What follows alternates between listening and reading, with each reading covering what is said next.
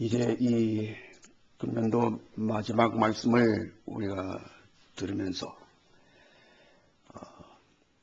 하나님의 뜻을 받들어서 산다는 이 삶을 우리 깊이 생각하는 계기가 되기를 바랍니다. 우리의 삶은 하나님의 영광을 위해서 사는 삶이기 때문에 하나님의 영광을 위하는 것이 무엇이겠습니까? 하나님의 뜻을 이루면서 사는 삶이 되는 것이지요. 우리는 오늘 이 본문을 통해서 모세라는 이 사람의 그 죽음을 봅니다. 모세는 그야말로 이스라엘 민족을 이 출애굽으로부터 해서 참 엄청난 많은 일을 감당했던 참 그야말로 위대한 인물이었다고 해야 하겠죠. 그런데 놀랍게도 막상 그렇게 출애굽을 진행시키고 하나님의 약속의 땅으로 이끌어간 그가 정작 하나님의 약속의 땅에는 들어가지 못했다는 사실입니다. 또한 그의 그 마지막 죽음의 모습은 참으로 신비하기도 합니다. 오늘 본문의 이 7절을 보면은 모세가 죽을 때의 나이가 120살이었으나 그의 눈은 빛을 잃지 않았고 기력은 정정하였다. 보통 사람들 죽을 때에는 다 기력이 쇠해서 죽게 마련인데 모세는 기력이 마지막 죽는 그 순간까지도 정정했다는 거예요. 눈에 빛을 잃지 않았다. 더 한 걸음 나아가서 또 6절에 보면은 모압 땅 벽볼 맞은 쪽에 있는 골짜기에 묻혔는데 오늘날까지 그 무덤이 어디 있는지를 아는 사람이 아무도 없다. 이 또한 참 신비로운 것입니다.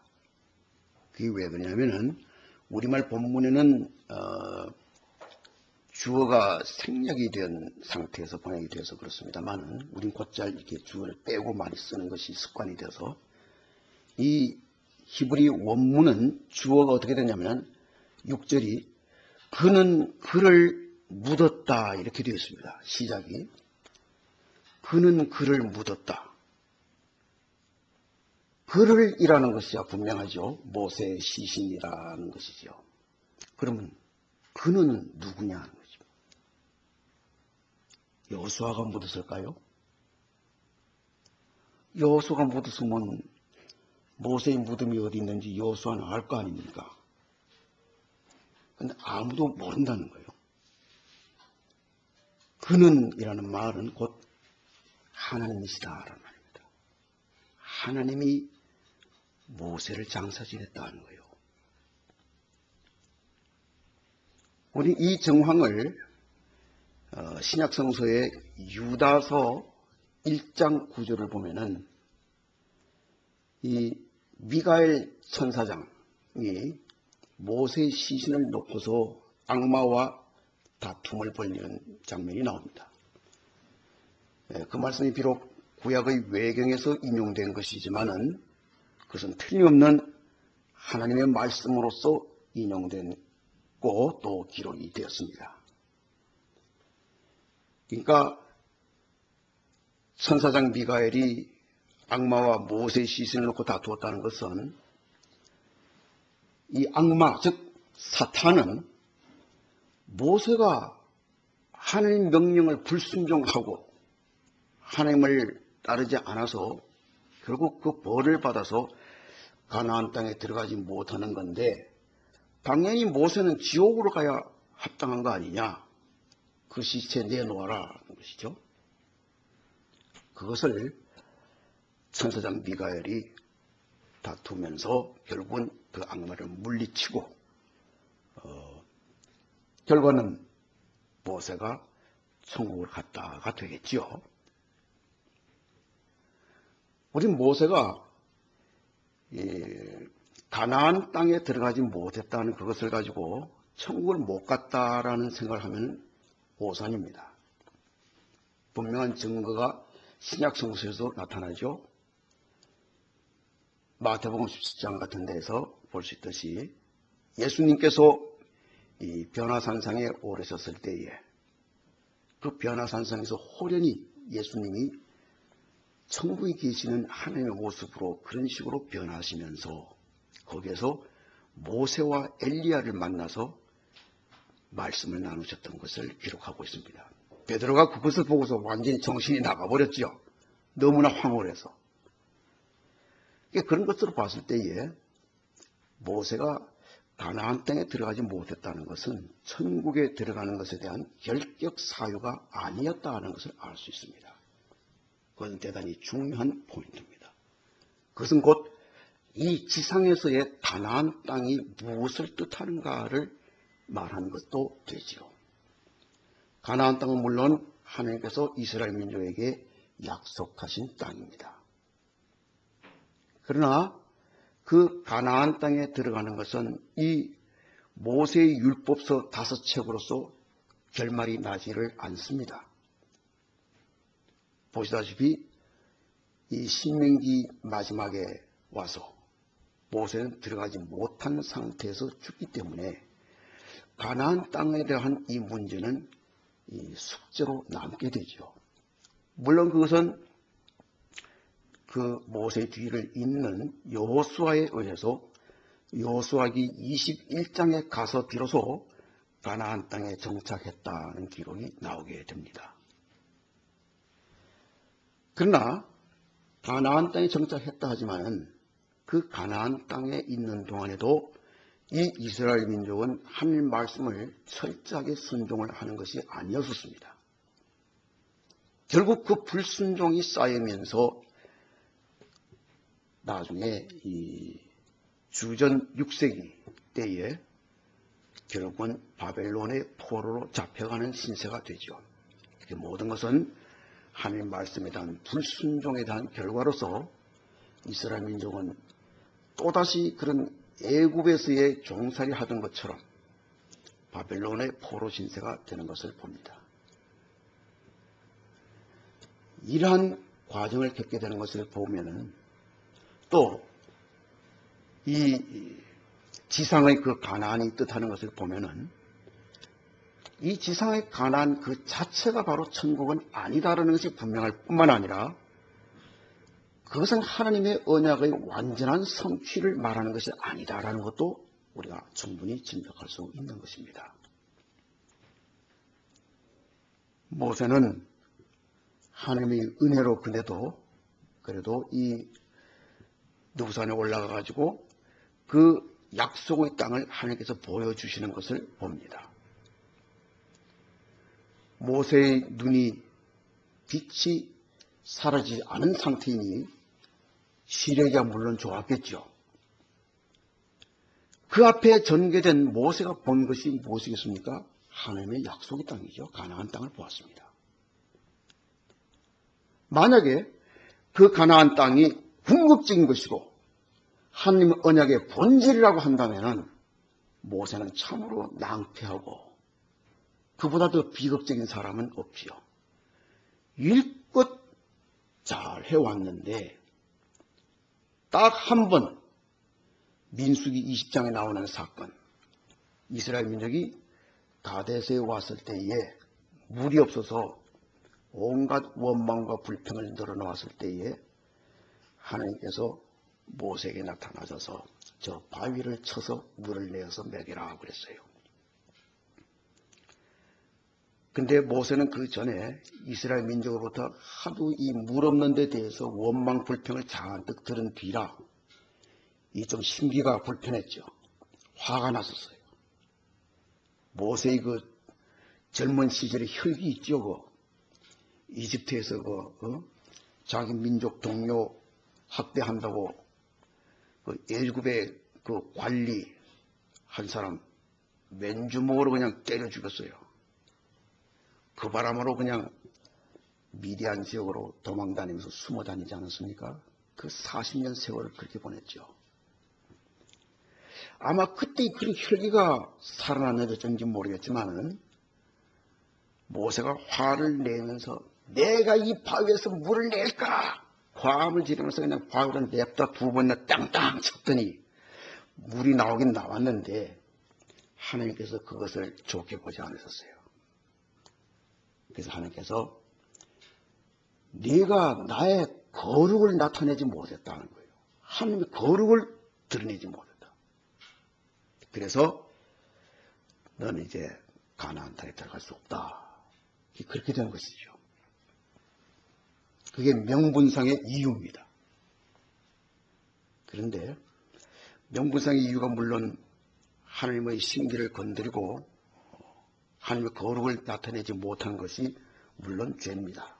그렇긴 하나 하나님의 이 여러 가지 모세를 그 이후로도 여전히 은혜와 사랑으로 이끄시고 대하시는 그런 모습을 볼 때에 그것이 전부는 아니다라는 것을 증명할 수 있습니다. 또 그리고 가나안 땅에 들어간다는 그 자체가 전부 다가 아니다라는 것도 알 수 있습니다. 그렇다면은 모세의 그 가나안 땅을 바라보는 그 눈망울에 비친 그의 모습을 가만히 한번 생각해 보십시다. 만감이 교차되고 오갔겠죠. 40년 동안 참 죽을 판 살판 그러면서 여기까지 이르렀는데 아니 이제 여기까지 와서 내가 저기를 못 들어가나. 만약 그렇게 생각했다고 한다면은 모세는 하나님 앞에 원망을 했을 거예요. 제가 아무리 그때 무리바 셈에서 그랬다 하지만은 아니 그거 가지고 세상에 하나님 저 가나안 땅에 들어가지 못하게 하십니까? 너무하십니다. 뭐 이런 마음이 들지도 않았겠습니까? 근데 모세의 마음이 전혀 그런 게 없었어요. 왜 그렇겠습니까? 모세의 눈에 빛이 사라지지 않았다는 것은 그 빛이 뭡니까? 진리를 보는 빛이죠. 진리를 보는 빛이 있었던 거예요. 눈에 나타나는 이 빛이라는 것은 진리를 보는 그 빛입니다. 모세는 그 가나안 땅을 보았지만은 여러분 우리가 눈으로 보는 것이 있고 우리 눈에 비추어지는 것이 있습니다. 달라요. 비추어지는 것은 마음의 눈으로 보는 것입니다. 눈동자는 그쪽을 향하고 있지만은 마음에 그려져 있는 것을 그걸 보면서 마음에 그려져 있는 것을 실제로 보는 거예요. 모세의 마음에 무엇이 그려져 있겠습니까? 하나님의 영원하신 약속. 저 지상의 시간과 공간의 제약을 받는 그러한 가나안 땅 말고 영원한 약속, 하나님 언약의 본질에 대해서 바라보는 것 아니겠습니까? 그것은 이사야서 65장에서도 말하고 있는 새하늘과 새 땅과 관련된 것이고 요한계시록에 완전하게 계시되는 바로 그 새하늘과 새 땅, 새 예루살렘인 것이죠. 육신의 눈은 가나안 땅을 보고 있지만 마음의 눈, 믿음의 눈은 새하늘과 새 땅을 보는 것이에요. 하나님 앞에 원망할 거 아무것도 없어요. 여기까지가 내가 할 일이라면 나는 내 사명을 다 마쳤다. 감사합니다. 그걸로 됐어요. 다음 일은 여호수아가 알아서 맡아서 할 거예요. 그러한 그 역사의 매듭이 있다는 것이죠. 모세가 하는 일은 거기까지였어요. 우리 이것을 또 사도 바울의 경우하고도 연결해서 생각해봐도 이해가 됩니다. 바울도 그랬죠.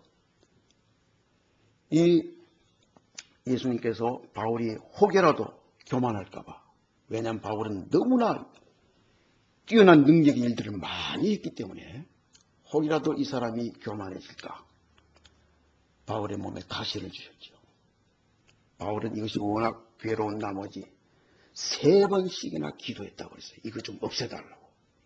3번이라는 이 숫자는 하나님 앞에 간구하되 철저하고 완전하게 기도했다는 뜻입니다.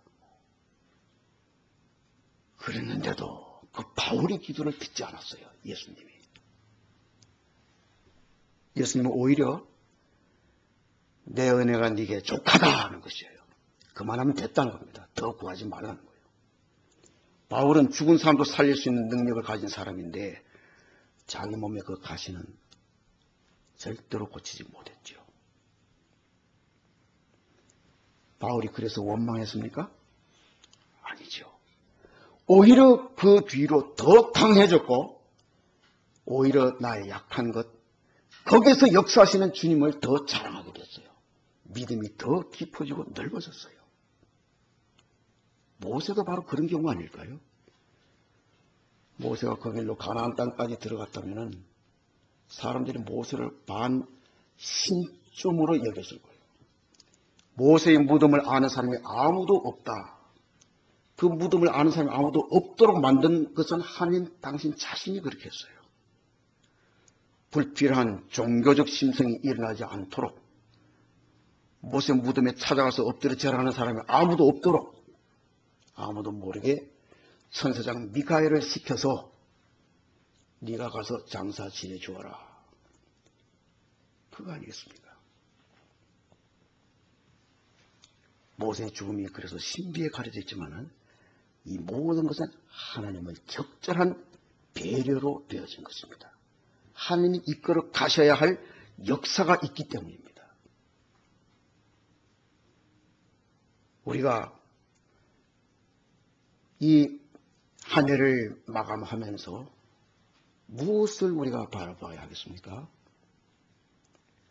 모세의 생애에서 가장 큰 역사가 바로 이 출애굽 사건이라고 할 수 있습니다.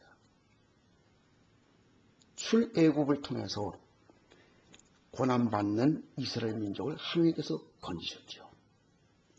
하나님께서 당신의 사랑하는 백성들의 그 기도를 들으십니다. 들으시면 반드시 그 역사를 일으키시는 하나님이신데 출애굽도 그냥 그저 일어난 거 아닙니다. 출애굽기 3장 7절에 이런 말씀이 나와 있습니다. 주님께서 다시 말씀하셨다. 나는 이집트에 있는 나의 백성이 고통받는 것을 똑똑히 보았고 또 억압 때문에 괴로워서 부르짖는 소리를 들었다. 그러므로 나는 그들의 고난을 분명히 안다. 이 당신이 사랑하는 백성들이 부르짖는 그 소리를 들으시고 하나님께서 실제로 움직이신 사건이 바로 이 출애굽 사건입니다. 그리고 나중에 또 말씀을 불순종하는 가운데서 바벨론의 포로로 갔을 때에도 마찬가지로 나중에 하나님께서 그들의 고난의 비명소리를 부르짖는 소리를 들으시고 거기서 또 출 바벨론을 시키시지요. 그런데요, 신약 시대인 이 교회 시대에도 그와 유사한 역사가 있었어요. 17세기 초기에 영국의 청교도들이 탈영국을 합니다. 영국에서 받는 엄청난 그 핍박과 고난을 견디다 못해서 영국을 탈출해서 이 미국으로 메이플라워호를 타고 온 것이 바로 그것입니다. 이 미국에 와서 그들이 세운 것이 무엇입니까? 뉴 잉글랜드, 영국, 잉글랜드를 탈출해서 엑소더스 한 거죠.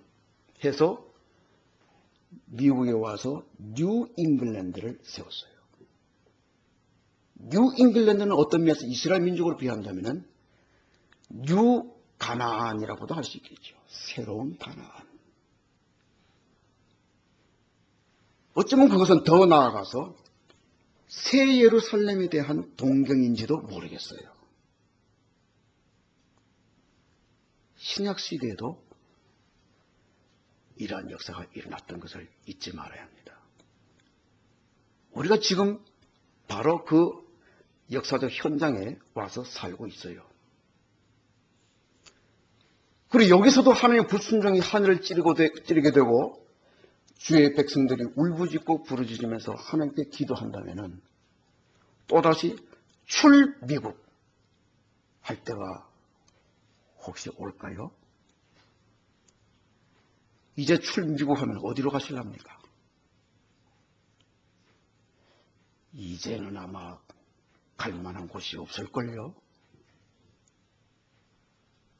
그렇다면 뭐겠습니까?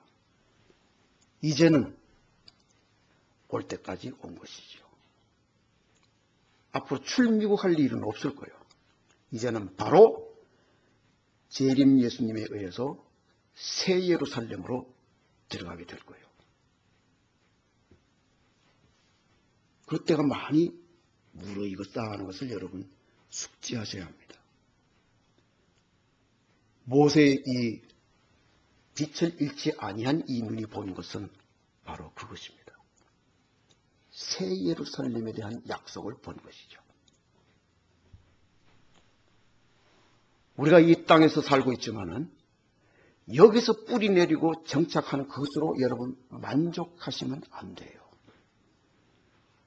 우리는 새 하늘과 새 땅이 있는 그 새 예루살렘으로 향하는 길목에서 잠시 머물러 있을 뿐이라는 것을 아셔야 합니다.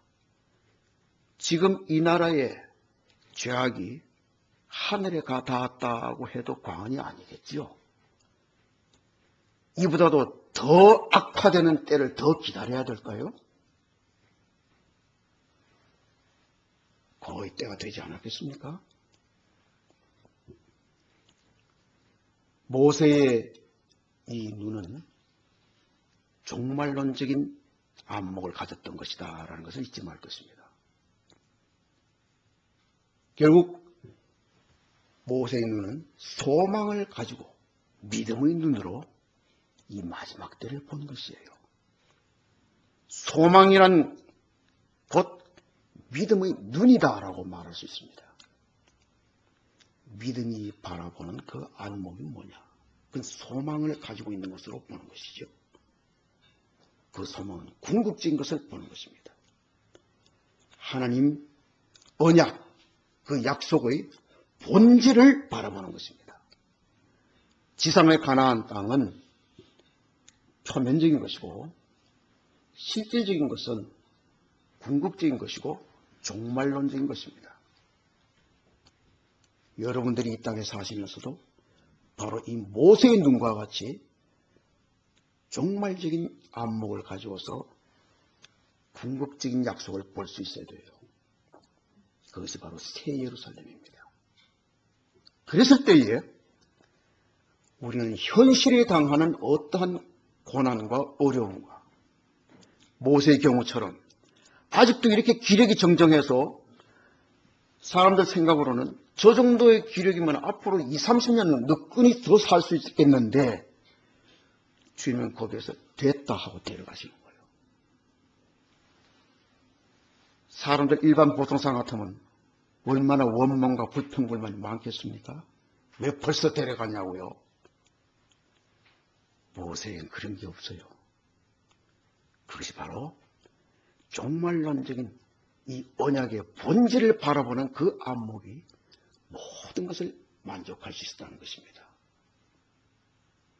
오늘날 쉽지 않은 이 시대를 사시는 여러분, 여러분의 안목은 어떻습니까?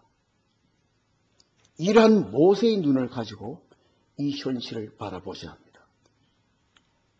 현실을 이기는 힘, 그 지혜, 총명은 빛이 사라지지 않는 모세의 눈과 같은 그 믿음의 눈, 바로 그 소망, 거기에 있다는 것이죠.